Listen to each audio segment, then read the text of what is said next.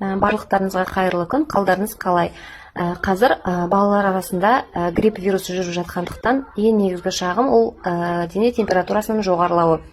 Бұл кезде қандай көмек көрсетеміз және қандай препарат береміз? Егер балаңыздың дене температурасы 38,5-тен жоғары болып, бала өзін мазасыз, жайсыз сезінсе, екі препарат бар қолданылатын, ол ибуфен және парацетамол. Мендегі препарат ол ибуфен.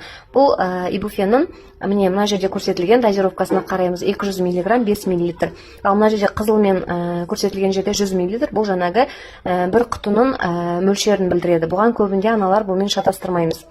Мысалға, сіздің балаңыздың салмағы 12 кг деп алсақ, салмағын 4-ке бөлесіз, яғни 3 мл бересіз. Бұл бізде бір реттік доза.